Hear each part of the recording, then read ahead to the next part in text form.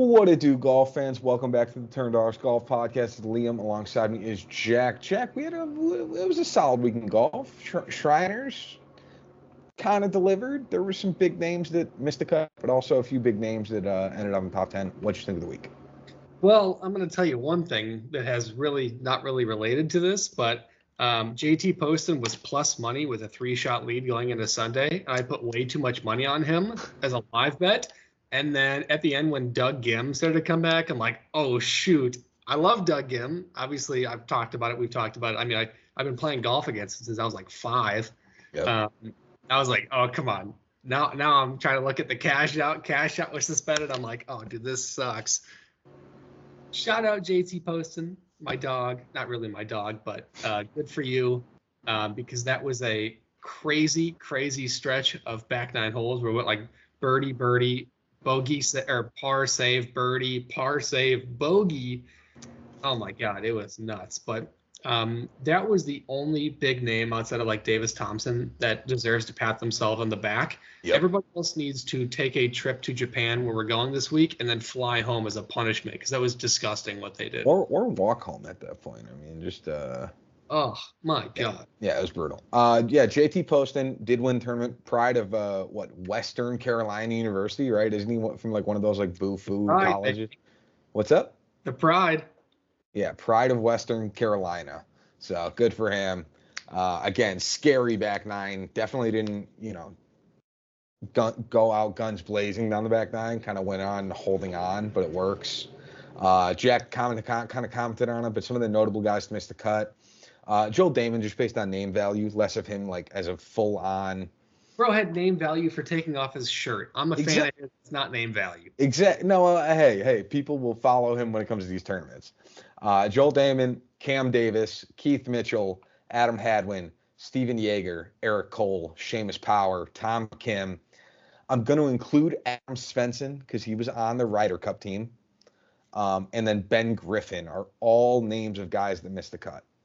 What about the guy that won the week prior that Jack said, if you put him in your lineup, you're a dope? What was his name again? Well, that would be Matt McCarty, but he's also was not considered a high price guy in this field. Yeah, he was. He was higher priced than he should have been, but he's not a high price guy. You just listed Adam Svensson. So if we're talking about high price, Adam Svensson made the President's Cup this year. Like it's a bit of a different circumstance. Okay, Matt McCarty. Price, not name. Semantics. I want to get to that. I just said notable guys to miss the cut. And the guy that won last week, is it notable? He's just third week on the tour. He's fine. All right. He's gonna miss cuts. Give the guy a break. He can't be notable. He can't be notable to miss the cut when it's just third PGA Tour event of all time. Got to give him a little more time than that. Some low price guys that we were all over this week. Norman, I can't say his last name, but it's like Zhang or something like that. Yeah. It's Norman Zhang. Yeah. He finished T29. His nickname is the Panda. You could Google search that. That's not me trying to be a mean person. Let me be abundantly clear. For the life of me, I was like, dude, you're a moron. No, that's his nickname. People, come on. He self-proclaimed himself that nickname. Let's be abundant on that. We also did comment Doug Gim because it was his home course. He finished second. Commented Rico Hoey. That was a highlight where he finished T3. I'm going to mention it because he was the Stone Min price, and I talked about him. Dan McCarthy finished 63rd, which made the cut. Mattai Schmidt finished T3. Harry Hall finished T9. Kirk Kitayama finished T9. Taylor Pendrith finished T8, or 8th place. Sorry, I think he was solo 8th. And then Davis Thompson finished T5. Don't forget Grayson Sig. What did you finish? Georgia Bulldog, 23rd, baby. Okay, 23rd for Sig. Gilligan, you're welcome. I don't have yours over the course of the week. I only see mine because you don't input in any of your FanDuel or your DraftKings for me to go over from the pod. So you have to keep an eye on those then. But yeah, Grayson Sig. There you go. That's the other highlight. F Nate Lashley for making the cut. Screw him. Jack will always monitor how bad Nate Lashley's doing just based on the I have him favorited just so we can celebrate him missing cuts. Well, he does that a lot, respectfully. So, yeah, thank God. So you do a lot of celebrating. Some of our big misses last week. We like Tom Cam, we like Cam Davis, we like Adam Hadwin, we like Seamus Power. All of them missed cut. Looks like my bets last week. Yeah, pretty much. Just to highlight it, do you want to go over either lineups and or bets? Do you remember any of your lineups from this past week or no? No, I'm not even gonna try. I lost money. Actually, I kicked your ass in one lineup.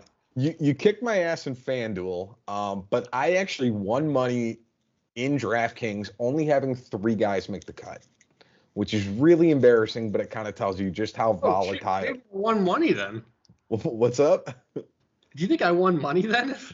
Probably, dude. It was volatile as shit in DraftKings and FanDuel. How did I win? Yes, dude, Jack. All the big names missed the cut, dude. So you're not alone. Okay. Dude. Anybody listening, take a look. You probably won money if like a couple of you guys made the cut. Okay. Well, I had. All right. Yeah, in DraftKings, I had 3 guys make the cut. My misses were Tom Kim, Seamus Power, and Ben Coles.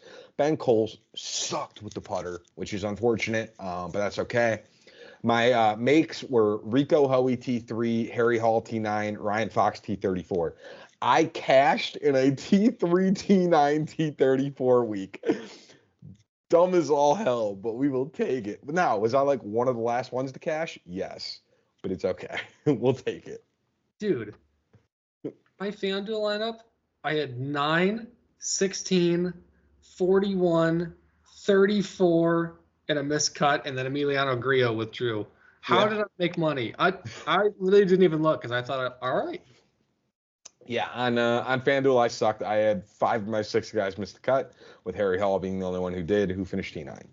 So the sad part, too, is I had Tom Kim, Yeager, Seamus Power, and Ben Coles in that lineup, too. All of them, just no dice.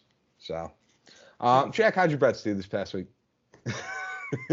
We'll skip over my bad FanDuel. We'll get right to your bad bets. This is the 3rd year that we've recorded this podcast. Yeah, I think we're 2.5 years in now. 2.5 years in. This is the first time in podcast history, I am down on units in 2.5 years. It was not a good week for the kid. I had Tom Hoagie, top 40 and top 20, because I thought he was going to freaking win. I'd Power top 40, Hadwin, Nick Taylor, Cam Davis, and Steven Yeager all top 40. You guys know how that went. Thank gosh, Bo Hostler and Harry Hall decided to hit top 40 at minus 150. So I'm now officially down 2.28 units on the year, which, if you want to know my 2.5 year total, now brings it down to only positive 146.73 units. So I want to apologize that I'm only up that much now. Jack, we expect better of you, all right? You're just going to have to do better. It's okay. It's all right. But you're going to have to do better than the positive 148 units, okay? We just need more out of you. Point. As bad as my lineups did, I actually had a really good week betting. I went 4 for 5. I had Harry Hall as the top Brit over David Skins, Martin Laird, Callum Tarrant, Danny Willett, and Ben Taylor at plus 130. That was a win. I had Seamus Power over Steven Yeager at plus 100. That was a win. I had Mattai Schmidt over Andrew Putnam, who I think both finished top 16 or 15. But Schmidt won that at minus 120. That was a win. I had Harry Hall top 30. He finished T9 at plus 105. So that was a win. And then I had Adam Hadwin, T30, who missed the cut at plus 105. But overall, I am up 3.18 units on the week. So now for the year, I am up 5.21 units, which is by far my best statistical betting start.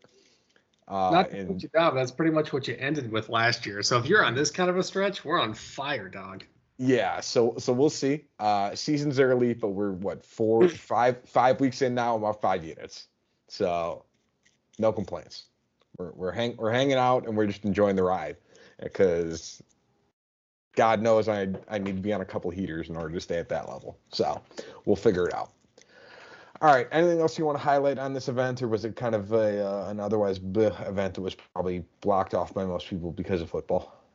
Oh, dude, I don't like to talk bad, but like Shriners used to be such a cool event, and now it's like sandwiched in between. I've talked about it before, how I really. The only schedule change that I like is having a major every month. Yep. Outside of that, I think the schedule change was absolutely horrible. It's removing March Madness at Austin Country Club, the Dell Match Play was stupid. I've talked about it a number of times. I think it's just so dumb. So it's finally nice to see someone in the top 20 of the OWGR in a field for the first time. And then we're going to go to another terrible, terrible event. And then we start to get into a slightly less terrible event each week until we get to the Hero, which is still not a true event. I would say this. Would it change your opinion if they moved the fall swing to do a Wednesday through Saturday? So that way you could still watch football on Sunday? No. No? Okay. Just throwing ideas out there just because I'm curious. Again, I agree. I don't think it would really change anything for me either.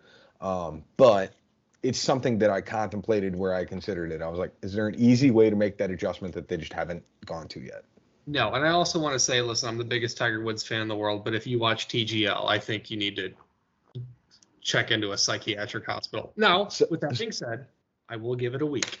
Yeah, you might want to explain what TGL is, because again, we are golf degenerates and we are well aware of that, but not a lot of other people are. You get to watch the professional golfers get together on a Monday and play in the simulator together.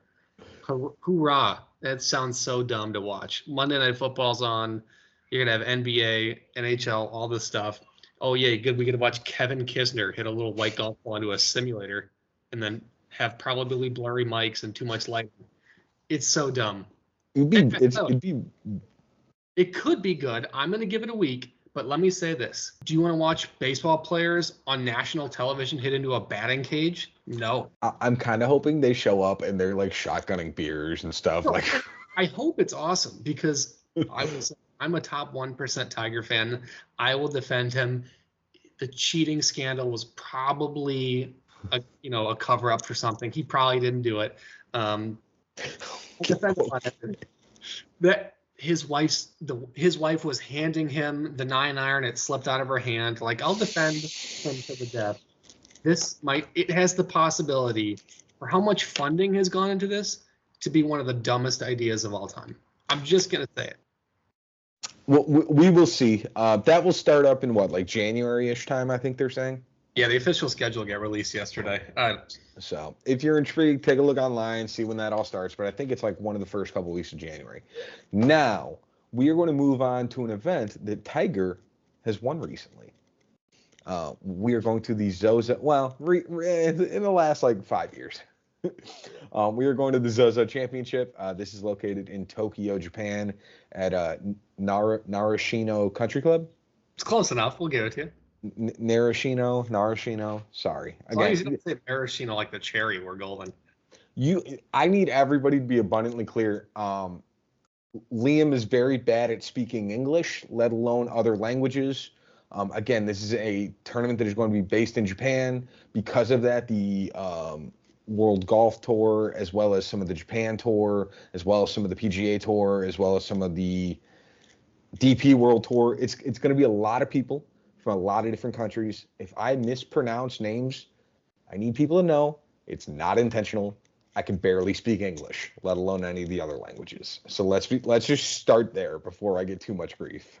Two more things with that. One, World Golf Tour doesn't exist. That's a video game. Number two, it's the Japanese Golf Tour. And third but not least, you have a degenerate of degenerates like myself who will be able to step in when needed to. But it is very enjoyable on a personal and professional level to hear all these pronunciations. Yeah, Jack will enjoy me butchering a name, and then we'll probably say it correctly. So that's fine. Just some highlights here. 70 some odd golfers are in the field this week. There's going to be no cut. So what? 78. 78? Okay. I knew that there was like 77 to 79, depending on how semantics fell. So 78 are in the field this week. Bear in mind, because of that, there's actually no cut at this event. Also remember that due to time change and the fact that this is being played in Japan, lineups and bets will lock in starting Wednesday night. Don't quote me on this. I think it's a 12-hour time change forward, right? So by like 7 or 8 p.m. Wednesday night, we'll pretty much be live. It's actually going to be not wow. It's actually not going to be that bad. Thursday at 5 a.m. Central is when the tee time's locking. Oh. 5 a.m. if I said that. So you have time. Okay. All right. Maybe interesting. Just some highlights. This course is tree lined, which gives the appearance that driving accuracy is needed here. But in the research I did, there's actually no correlation to success when it comes to driving accuracy. This course is ranked second on the PGA Tour. Now, again, this is like courses that are played year over year over year over year over year. We're not talking like courses that are one-off played for like PGA Championship or the U.S. Open. This course is ranked second when it comes to driving distance on tour, meaning even though accuracy isn't necessarily important, distance sure seems to be. Ball striking will also be pretty important here. Some highlights of some people that have won here in the past. Tiger Woods, pretty good ball striker. Hideki Matsuyama, pretty good ball striker. Patrick Cantlay, pretty good ball striker. Keegan Bradley, he's a good ball striker. I mean, yeah, like probably lower compared to the other three. And then Colin Morikawa, who was like a top 3-5 ball striker the last couple of years on tour. So those are been the past 5 winners since this has really been a standard event at this same country club that it's been here in Japan. So keep that in mind. A couple other things. Winning scores have been relatively high here. High as in like you're not going to win it at 30 under. You're more likely to win it at 15. Finally. Which is always kind of nice to see it be a bit of a challenge. Par actually is a pretty good score here, whereas most weeks of the swing season, you obviously don't want par. You want more birdies. So kind of keep that in mind this week. Anything else stand out for you, Jack? Every single winner of this event has been a previous major winner. A lot of the success comes from those events. For whatever reason, there's a correlation. There also, if you're watching, it's going to be very confusing because every single hole has 2 greens and they're going to flip-flop the entire time. And those greens are actually, both of them are the smallest greens in the entire PGA Tour. So approach percentage is going to be a massive stat. It's also funky because they're considered one of them's a winter green, one's a summer green. So they're different grass types as well, which could also cause more headaches on the back end. But yeah, super funky having 2 greens. That is a non-American specialty. Most other countries have 2 greens just to make it easier as far as maintenance when it comes to all that. So we're gonna play a course in a week that has 2 greens for the first and 10th holes. Oh yeah, there you go. I forgot about that. All right. Anything else stand out? Or are we going right into DraftKings pricing? DraftKings pricing, baby. All right, we'll loop the top 4 guys together. Again, this sounds like a lot better of a tournament with these top 4 names in it. I'll tell you that. Xander Schauffele at 11,500, Colin Morikawa at 10,500, Hideki Matsuyama at 10,200, and Sahith Theegala at 10,000 flat. Bold take. Okay. This is Xander Schauffele's worst tournament. Oh wow, interesting. Listen, I'm freaking wearing Callaway gear right now. I love Xander Schauffele. I love him, love him, love him, love him. He has an average finishing placement of 21.3 in this event. For a guy, if you're spending with a no-cut event, okay, you don't have to do this. There's an asterisk there. Let's be abundantly clear. You got to take out so one year during COVID, they played this in the States because they didn't have people traveling to Japan because of COVID. My statistics are based on Accordia and trust me, I guarantee my stats are accurate. He's 10, 17th, 9th, and 38th. 17th is the United States one. I have 28th as the States one. No, sir. 28th was at 2021. Okay. Boom. I'm a degenerate, baby. That's fine. All right, go for it. Continue.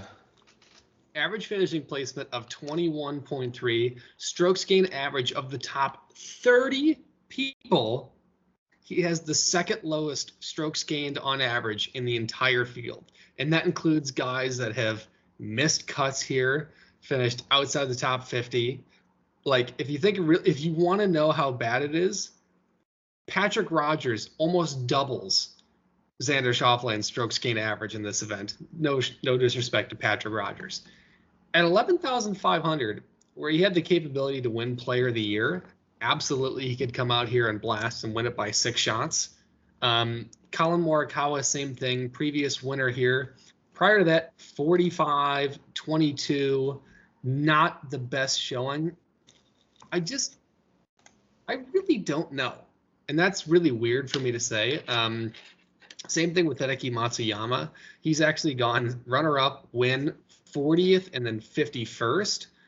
Much like his golf game on the PGA Tour, he'll randomly come out and finish like third, first, and then just randomly break his arm, much like me, and then finish like 61st. It's just a weird cycle. Sahith Theegala, on the other hand, has been very active and has been playing really well. He's also got a really good stretch here with an average finishing placement of 12, which is a 19th and a 5th finish. I only have confidence in Sahith Theegala, and by that, the reason I'm saying that, hold on, can you let me finish before you? No, I'm just laughing because I'm the opposite. But continue. You're like a girlfriend in an argument. You just hear like something and you get emotional. No, I just laugh. Sahith Theegala is active. We've had the eye test. We've been able to see his drive. We've been able to see his irons. We've been able to see his putter. The rest of these three guys, you have no idea. I mean, Xander Schauffele has probably been smoking cigars and sipping champagne out of his wife's butt for all we know for the last 6 weeks. That's a pretty dang good life. But in terms of spending your number one guy that's $1,000 higher than Colin Morikawa, it's a scary thing. And I don't know. I really don't know. All right, I'm going to go through these guys quickly because I have basically the opposite takes on all of this. I think Xander Schauffele respectfully laps this entire field. He won 2 majors last year. Nobody else in this field is even close to that in terms of playing that well last year. He crushed it at the President's Cup and hasn't finished outside of top 15 since April of last year, or this past year.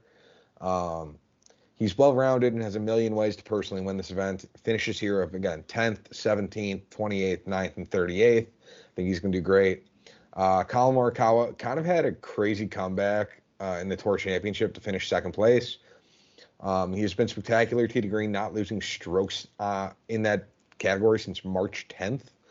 The putter's a bit sporadic, but he gamed the putter in 4 of his last 6 starts, and he's the defending champ here. His finishes here are T22, T50, T7, T45, and first. So keep that in mind. Hideki Matsuyama, there's a few more red flags than him, personally, that I have than with Colin and Xander. He won the St. Jude where he dominated on approach and putting, then withdrew after 1 round at the BMW, which, again, Hideki always has those like random withdrawals that I don't love. He then basically loses the ability to hit it around the green and with the putter. He's lost 8 strokes in his last 3 events around the green and 6 strokes with the putter in his last 2 starts.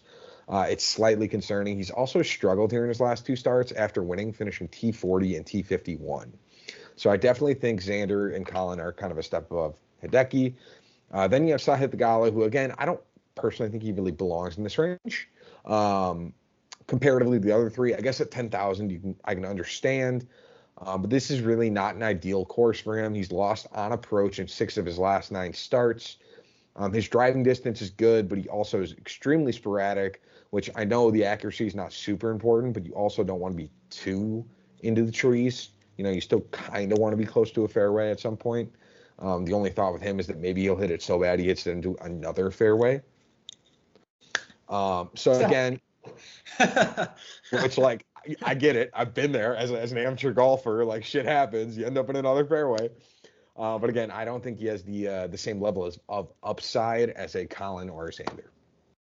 Well, I'll say of the 4 people on the top 8 players of scoring average in this event's history, outside of the one that was played in the United States, Xander Schauffele does not rank. Hideki Matsuyama beats Colin Morikawa by 0.12 shots, and Sahith Theegala is only down to Colin Morikawa by 0.07 shots. So it's a lot closer in terms of scoring than you think. I'm not trying to diss on Xander or Colin or Hideki. It's just the eye test for me so early is so important. And I know you've talked about it in the past, is like you want to get one event in. And if you're talking about an event that these guys are priced so high in a no-cut event where outside of a withdrawal, you're getting 4 rounds, it's hard for me to get there. The challenge with Sahith is that we've seen it before.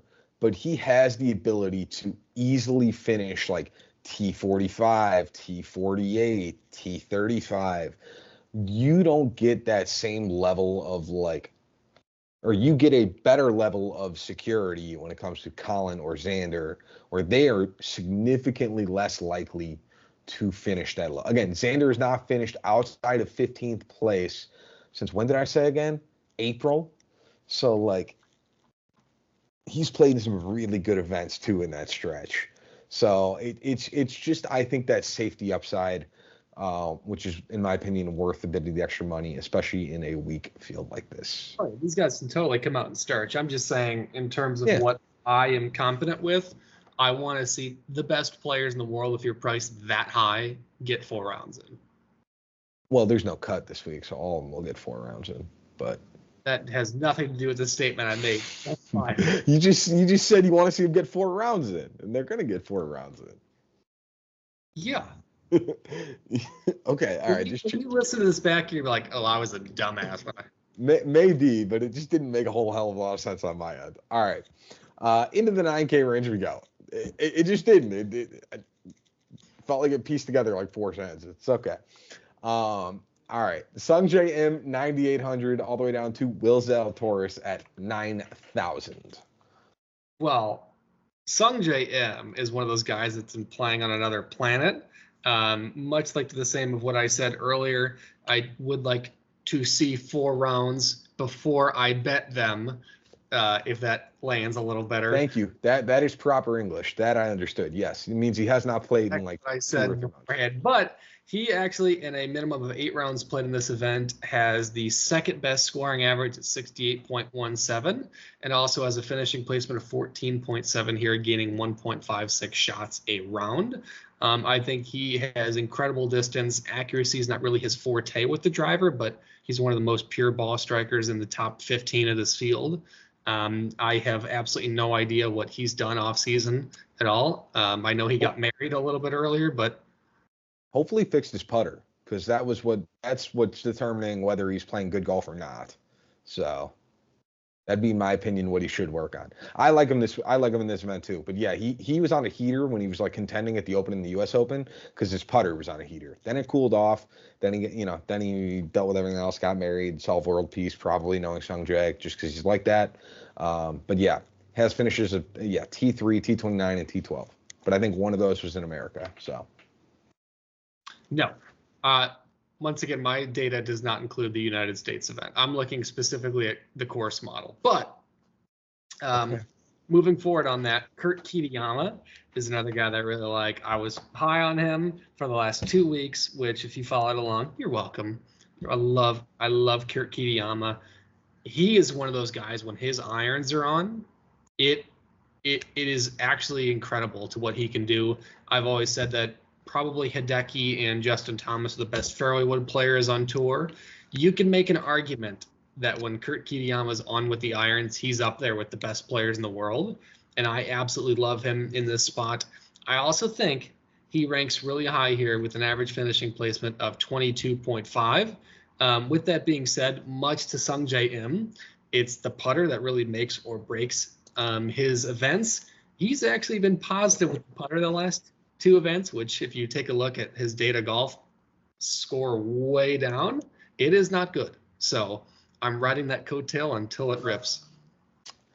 Yeah, if you want my notes on Kurt Kitayama, this is quite literally what I said. Holy bleep, if my man could putt, he would probably have won like 3.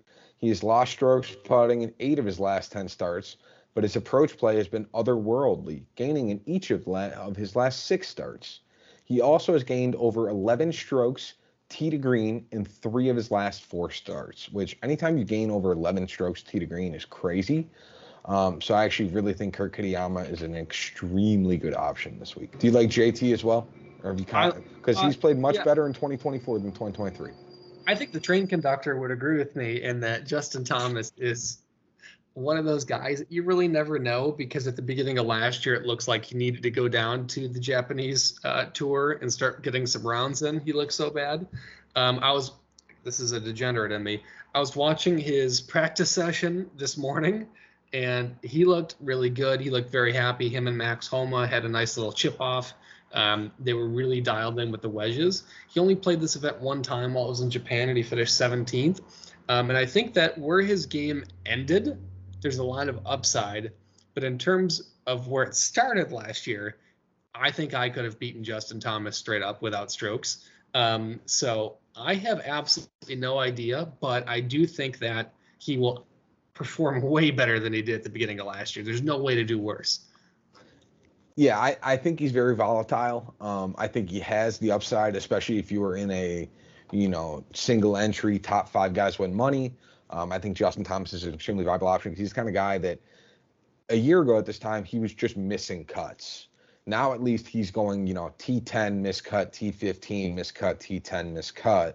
So he has those spiked performances, which again, he didn't really have previously. One thing to highlight, he's actually lost 12 strokes putting across his last 12 rounds, which is concerning. So his putter is a little bit of a challenge. And again, he played here one time, finished in the teens. So he's high risk, high reward. So, all right. Anybody else here in this range? You want to talk about Willie Z, or you want to go straight down to the 8K? Z has the opportunity to perform well here because it's not going to get to 28 under. And if we take his last 2 starts, he did finish both in the top 15. With that being said, the scoring average was 71 and 68 respectively, so it wasn't like you're still getting 20 under. Much like Justin Thomas, my God, did he look like he needed to go to Big Break on Golf Channel. That's how bad he was playing. I have no idea what he's going to do because what we've always talked about, Will Zalatoris with the putter. I think that you could go out and beat Will Zalatoris in a putt-off one-on-one. I think the beverage attendant could go out and beat Will Zalatoris in a one-on-one putt-off. I have absolutely no idea. But with that being said, tee to green, he's going to beat 95% of the field. That's just a statement that's going to be made, and it's going to put himself in contention. I do think some of the guys below it should be higher priced than him because if you take a look at the fields that it's skewed like Zalatoris, you think, oh, he finished 15th. If you really look at it, that was at the BMW Championship where there's 50 guys. Now you're taking a look at it. It's just a skewed event. So yeah, I don't know. And then Woolley plays well here, so who knows? Yeah, that's fair. All right, let's get into the 8K range. We got Beau Hossler at 8,900 down to I'm going to go Harry Hall at 8,000 just because I like him more. Just a key note on my end, this 8K range, in my personal opinion, basically has a drastic fall off. I think your goal is to try and – there's a few guys in this range that I would like, but for the most part stay above 9K and then include in the probably like 2 or 3 guys in this range that we think are worthwhile. Would you generally agree with what I'm saying there, Jack, as far as a kind of a cutoff? Kinda. I don't know if I see it that drastically, but okay. I think it's probably, again, you're more data driven, which I understand. Yeah. I'm very much eyeball test and feel. But Beau Hossler, top of the food chain here, has been I agree. already dominating this year outside of the Pro Cure, but what the heck happened there? He actually has the best scoring average in the entire field in this event at 68 flat. Minimum of 8 rounds for the record, you asterisk people. He's been playing really, really well. His driver's been absolutely money. And I mean, not just like money, like I'm talking money. Money Moicano, UFC fans out there. He has been on fire in these events. He's actually been performing really well, scoring average of 66, 67, and 68 respectively. You take into effect, if you do that in this event, you're going to be on the leaderboard come Sunday. No, I know it's not as much of a given, but that is incredible. We actually just had a conversation about Maverick McNeely right before we actually got on to record. Data-wise, you take a look, Pro Cure 125, Sanderson 76, and then the Shriners, you finish 16th. You take a look at the data, you go, Jack, why in the heck would you want him at 8,800? Here's where the eyeball test comes in. We take a look at Maverick McNeely of weeks past, months past, even a year past. You take a look at how accurate he is. That guy is one of the best approach players in the entire field. That's not really a top 15 player.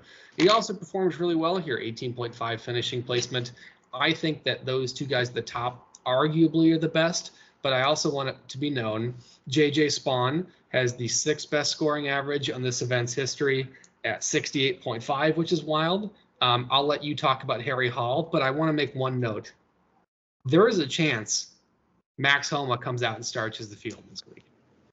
I've contemplated that, and again, there are some bets out there where you can be very pro or anti Homa, and I just abstained from him entirely. I thought about going to abstained.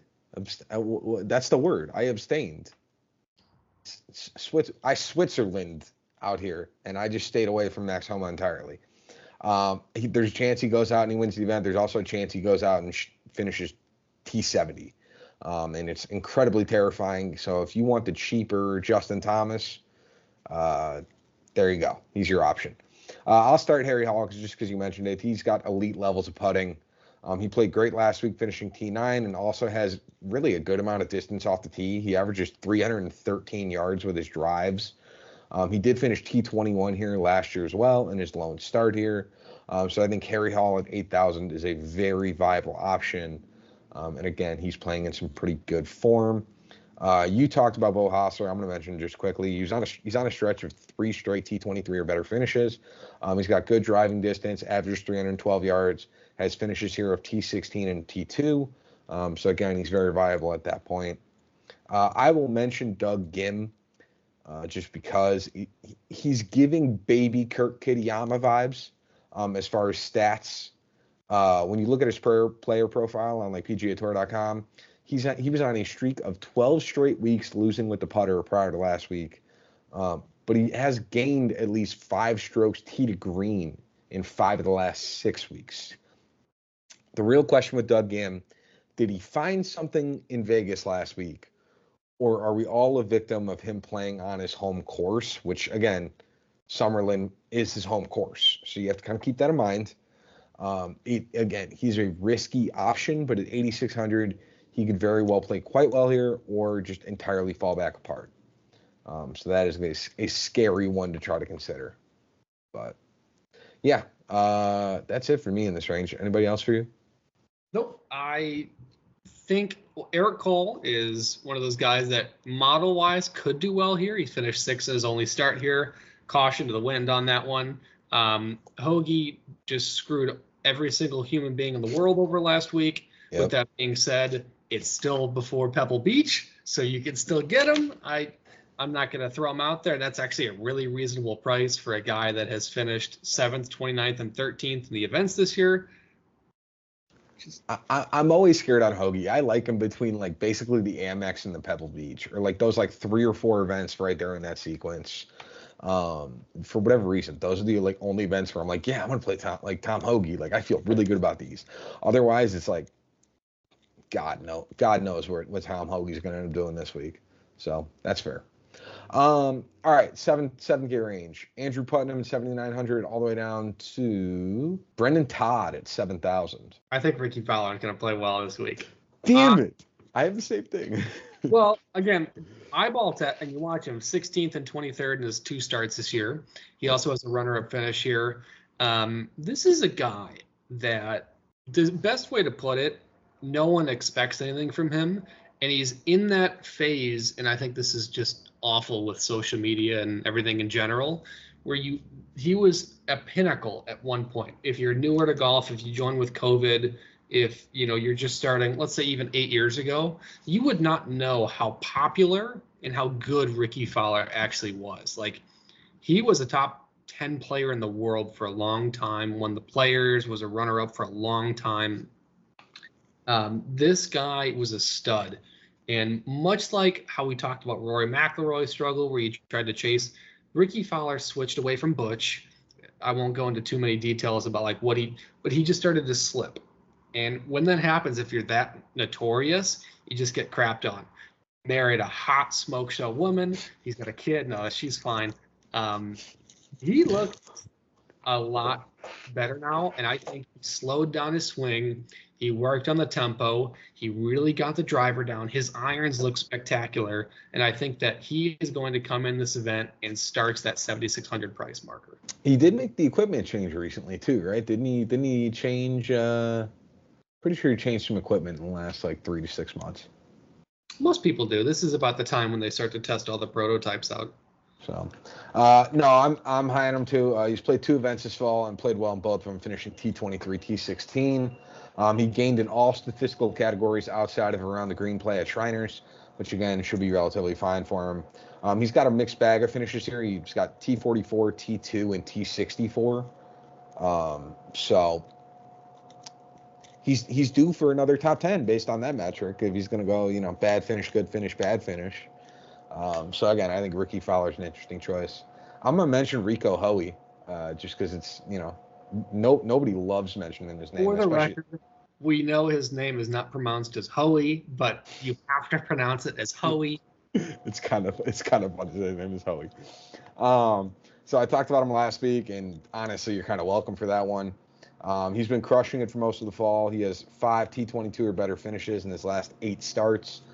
The big concern is that, if you want to say it's a concern, is that this field is considerably stronger on the top end than the past events that he's done well at. He's never played at this event before, but he's definitely somebody to keep an eye on this week. And again, he's been crushing it with the statistical data at this type of event. So at 7,600, again, you're not looking for made cuts necessarily, but he is somebody with some good upside.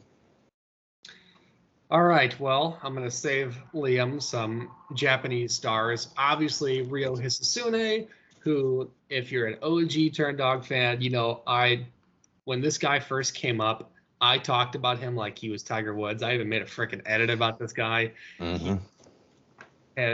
This is one of those things. I think this is hard when the guy's up and coming. He's 22. I think people are forgetting that. Much like Tom Kim, with like, oh my God, he's finishing 49th. Guys, that guy just legally was able to drink like 8 months ago. Like, I think people are forgetting that.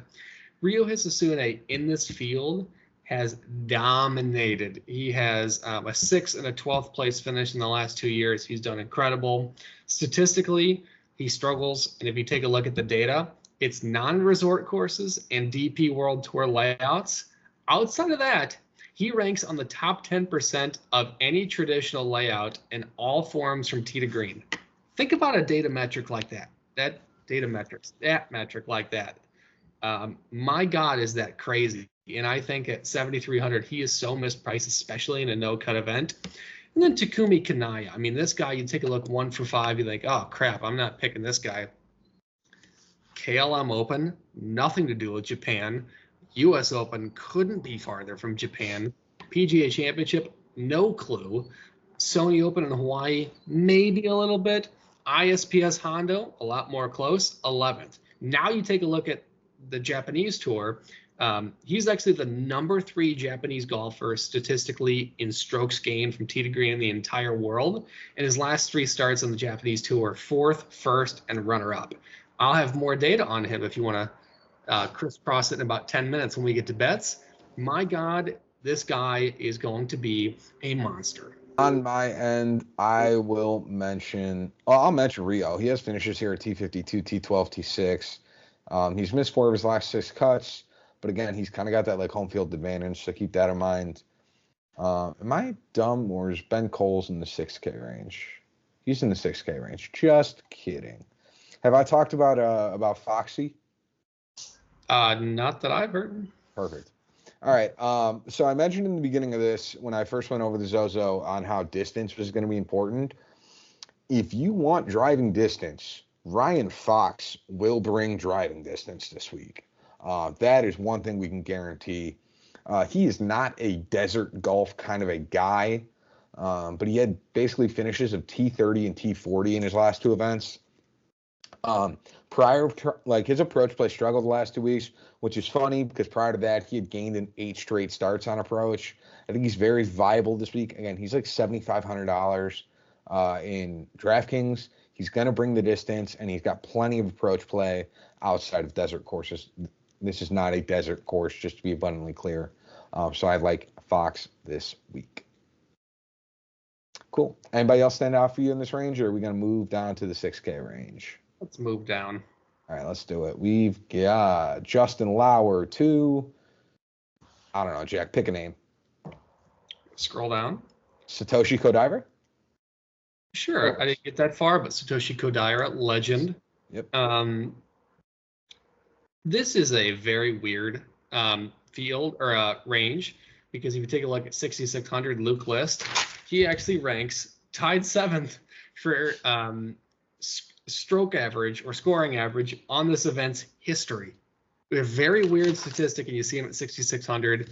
It is confusing. It is weird. I understand that. I have some names I'm going to run through quickly, so everybody strap in. Let me go through. Let me pull it up.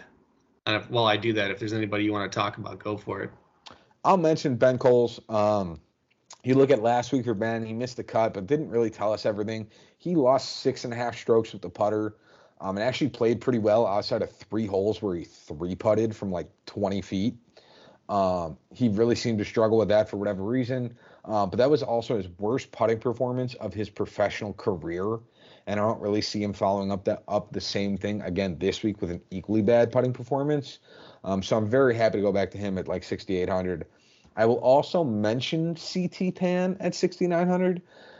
I'm not ecstatic on him, but again, he's a decently good name. He's had a weird sequence of injuries and missed cuts, but came back last week at Trainers, finished T23, and seems to have slightly figured out his woes. Keyword in there, slightly. He's not long off the tee by any means, and is probably actually one of the shorter hitters. So that isn't great for an event like this, but he is in the 6K price point, so that's probably why he's priced here, is just because it's not the distance. Good. All right. Well, the only positive that I have here is Shugo Imahari. Not Imahira, apologies. His last 4 starts, or let's call it last 6 starts, because I'll be gracious. Win 6, 5, missed cut 4. This guy's a monster. Finished 11th in his lone DP World Tour start this year. This guy is 6,900. I think he's going to be a monster. Taking a look at some guys that you can probably avoid, which I think a lot of people are going to scroll down to the 6K range, see a bunch of the Team Japan guys. Onishi, let me just say, the fact that he's even in this field is ridiculous. He has an average finishing placement of 70th in this event, which is absolutely wild. The only people statistically outside strokes gained that he beats is Joel Damon and Shugo Imahira. But he has the worst average finishing placement in the entire event's history. That is just, that's 8 places better than last. Oh, wow. Okay. I want people to think about that. There's really not an upside here. I mean, SH Kim, you might see him as SE Kim or Sangyong Kim, depending on what book you're on. He dominates a lot of these smaller track courses. He doesn't have a great history here, but he's a guy that you can get to if you want to. Sami Valamaki's a monster with the driver. Nate Lashley, I hope he misses the cut, even though there's not a cut here. But I think the only guy that I really want to stick my name to at 6,900 is Imahira. Wow, I just mispronounced it again. Imahira. Oh, I pronounced it right. Never mind. There you go. I will mention Jack is very much not a fan of this guy, but I just have some highlights on him. Yuta Segura, very little information. He's doing decent on Japan Tour prior to recently when he had to withdraw due to something. He's one of the better players of the Japanese group here. When it comes to OWGR, he's ranked in the top 200. He did turn pro in 2023 after defeating Hideki and Brooks Koepka in the Dunlop Phoenix tournament, where he actually won there. He also beat Matthew Pavon, Takumi Kanaya, and Kita Nakajima when he finished T7 at the Handa Championship in April. So again, I'm not telling you to go to him, but there's not a lot of in my opinion, great options down here. So at 6,100, he is an option. There. You happy? I didn't dig too far into him. I just commented that he's an option. All right. With that, anybody else stand out? Or we're going right into DraftKings and FanDuel? Now let's just go into lineups, my man. All right, let's do it. What do you got for your DraftKings lineup? Pulling it up right now. My DraftKings lineup starts off with the great Sahith Theegala, who I have a lot more confidence in than you do, which is okay. That's why this is a joint effort. I have Kurt Kitayama at 9,200, Harry Hall at 8K. I have Ricky Fowler at 7,600, Ryo Hisasune at 7,300, and then Takumi Kanaya at 7,200. There you go. For my DraftKings lineup, I went top heavy. I've got Xander Schauffele at 11,500, Kurt Kitayama at 9,200, Bo Hostler at 8,900, Ryan Fox at 7,500, Ben Coles at 6,800, and then Satoshi Kodaira, who we didn't really even talk about, but he's just got decent finishing position amongst those guys in the low-priced options from Japan, and has played this event, I think, 3 times. And he is the Stoneman at 6,000. Yeah, you probably recognize his name because at one point he was supposed to be a monster and just hasn't lived up to it yet. FanDuel, pretty similar. I have Sahith Theegala at 11,600. I have Justin Thomas at 11,300. Kurt Kitayama at 11,100. Ricky Fowler at 9 flat. I have Takumi Kanaya at 8,700. And then Ryo Hisasune, who is somehow lower than him, at 8,300. Yeah, that was a shocking one for me on FanDuel as well. So you'll notice some crossover there. Xander Schauffele on mine is at 13,200. Colin Morikawa, 12,600. Maverick McNeely, 10,300. Ryo Hisasune, 8,300. Ben Coles at 8,000. And then S.H. Kim at 7,500. So, all right. With that, what do you got for bets this week, Jack? Well, I'm so glad you asked because we're about to win our money back plus more. If these don't hit, I'm actually going to throw up. Number 1, Bo Hostler, top 20 in round 1, plus 265. I don't know who the heck priced this, but you're an idiot. Number 1, he's got the best scoring averages in the entire course's history. And his last 5 round 1s were 70, 66, 65, 71, and a frickin' 60. So this guy has an opportunity to go low, and there's a chance that even 70 could tie in top 20. Like, there's a chance. Yeah. I like that. Crazy odds like that. Ricky Fowler, top 20 in round 1 is plus 200. In his 2 starts on the year, he's got a 66 and a 69. I think eyeball test, he's looked really good. I like that, especially at those odds. First of all, Bo Hostler and Ricky Fowler should be flipped in terms of odds. That's okay. We won't really mention it. Kurt Kitayama, top 20 in round 1 is plus 175. His last 4 round 1s have been 66, 65, 67, and 66. So clearly he starts really high. And if we've talked about, he's arguably a top 10 iron player in the world. So I really like that. I have Takumi Kanaya, top 30 at plus 105. Like I said, he's the number 3 Japanese strokes gained golfer in the world. Data analytics actually have him ranked 9 world golf ranking points above where he is, which it doesn't sound like a lot, but I promise you it is massive. And in his last 3 starts, he's averaging 3.96 strokes gained a round on the Japanese tour. That is stupid. I just want everybody to know this. And he's hit top 30 in 8 of his last 10 starts, which have been full fields. Compared to this event, I think that's going to be a really good spot. Ryo Hisasune, top 30, is minus 105. We've already talked a lot about him. He's finished 25th in the Black Desert PGA Championship on a full field with a scoring average of 68. And his averaging finish placement here has been 23.5. I really like that. I think it's one of the most just incredible odds for a guy of that caliber. I have Sahith Theegala, top 20 at minus 135. He's number 13 in the OWGR. If he can't beat some of these bums at top 20, this would be just terrible. He's got great form coming in. His only starts in the year have been top 10. He's number 5 in scoring average in the ZOZO history in terms of being in Japan. He has strokes gained plus in every single category last week from all measures from tee to green, which is really good. And he's got plus 5.26 strokes gained from tee to green in the last 8 rounds, which, if you know anything about Sahith Theegala, is not close to where he was at some points of last year. So we're riding the wave there. I have Kurt Kitayama, top 30 at minus 175. We've already talked about him in terms of my other bet. I won't spend too much time on him, but he's hit this line in both starts here in the ZOZO and in both starts on the year. His only negative we talked about was the putter. He's technically gained on the putter recently. We're going to hope that stays at least maybe not negative 1 shot around. If it's just anywhere near average, I'm okay with it. And then we'll just stick with a 0 putting week for Kurt Kitayama. That'll be great. Works for me. And last but not least, Harry Hall, the top Brit. All he's going to beat is David Skins, and it's minus 200. What did we say like 20 minutes ago? When you looked, it was like minus 265. So. Yeah. I don't care what it is, bet it. David Skins has missed the cut in almost 50% of his starts in the last 6 months. And his average finishing placement on the events he made the cut were 66.13. So that is just horrific compared to Harry Hall, who's been extremely consistent. He's already finished in his last 3 starts 9, 35, and 18. I just think that's probably the lock of all locks, which basically means that David Skins is going to go out and win the event. There you go. For my bets, I have 5 again this week. Rio Hitsasune, top 30, minus 105. So Jack and I got the same one on there with Rio.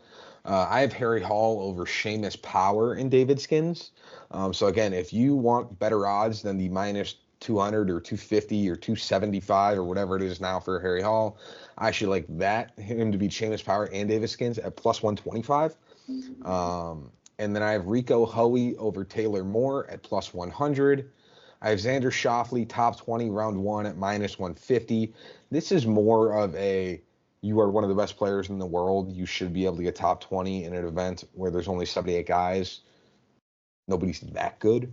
So you should be able to get top 20 at minus 150. And then I have Ricky Fowler, top 30 at minus 110. So overall, those are my 5 bets. Whew. All right, we going wild card picks? For winners. Yeah, let's do it. I have Will Zalatoris top 10 in round 1 at plus 400. I think there's a chance that with this field we see a 69 being top 10. We have absolutely no idea. I don't know. Based on this event, we have a bunch of guys that have not played. We have a bunch of guys that are not playing their best. And we have a bunch of guys that have been on the Japanese tour that have also not had dominating round 1 performances.